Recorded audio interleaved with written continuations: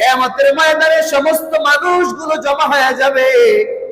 আমার আল্লাহ মিজানের পাল্লা কায়েম করবেন। মানুষের ভালো আমলগুলোকে ডান পাশের পাল্লায় ওজন করা হবে, মানুষের খারাপ আমলগুলোকে বাম পাশের পাল্লায় ওজন করা হবে। এই ওজন আর হিসাব নিকাশ শুরু হওয়ার আগে সারা পৃথিবীর সমস্ত মানুষগুলো কিয়ামতের ময়দানে জমা হয়ে যাবে।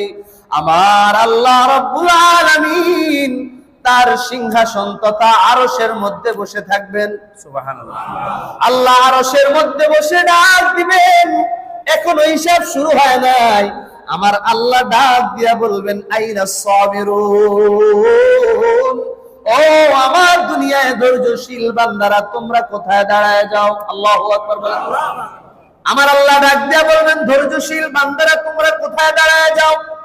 আমি আল্লাহ দুনিয়ায় তোমাকে